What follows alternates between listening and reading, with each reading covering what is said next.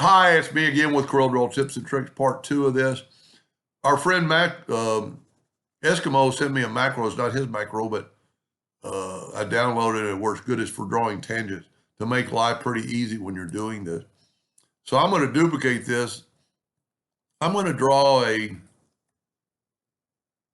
100 millimeter circle, and I'm going to Control D and make a duplicate, and I'm going to make the next one that's 70. Then I'm going to go down here and I'm going to draw well, let's go with 45. And I'm going to Control D and I'm going to make the inside one 15. Now, I need to select everything and hit the C on the keyboard. And that way it'll put them underneath each other. Now I'm going to use the macro to draw a tangent. You can draw a tangent inside of Corel without any problem. But that's how quick is that? And you're right on the money. Now I'm going to delete these two lines. I need to take the Smart Fill tool because that's made up of 6 pieces. So I'm going to left click, right click. I'm going to always get rid of my one that I don't want to use, so I don't want to mess up. Now, I think the top hole over here is, 25 millimeters. So I'm going to draw a 45 millimeter. And then I'm going to Control D and make it 25.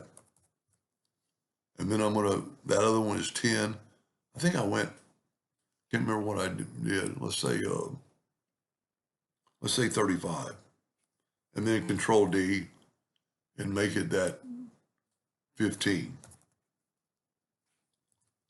Now I'm going to do the same thing I did earlier. I'm going to select what I need to do is make sure they're underneath each other. So I'm going to hit C. Now I'm going to grab the outside circle, hold down the shift, grab the outside circle and use the macro. That kind of looks like what he was trying to get away with. So let's make this one a little bit bigger. Holding down the shift key. Now we got it selected, shift select that one. He wanted them all kind of look like that.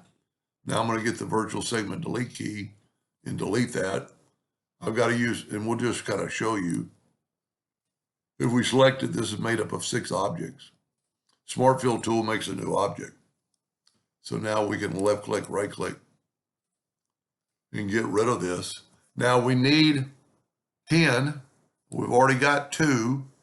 So I'm going to blend 8 and hit apply. How easy is that?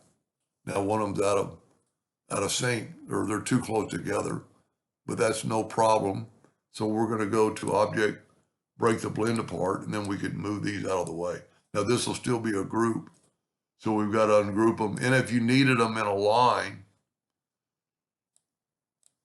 if you needed them, perfectly arranged, let's select them all and let's hit T.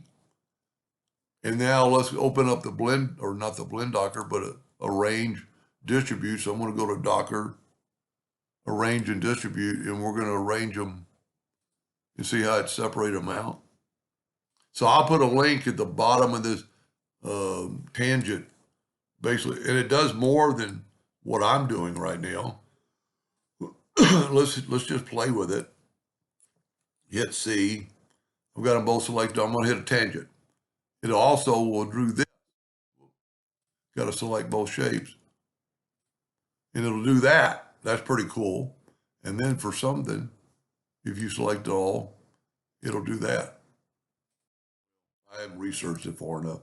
But anyway, I'll put a link to this tangent to circle. There's a way to draw tangents with Corel, but if you take your 2-point line and go right here to tangent, it'll snap to the quadrant, but you have to be looking, if you just go quadrant to quadrant and see you have to kind of play around with it. It has to be perfect. And if you look, that's perfect, but it took me a second. And I'm not 100% sure I'm there. Where with his macro, all you have to do is, doesn't matter where it is on the page, select them all and hit tangent. A tangent is like if you can imagine two pulleys with a belt, the belt would be tight, and you could draw a belt type deal. Anyway, I hope that helped somebody, and that gentleman in particular. Thank you for watching.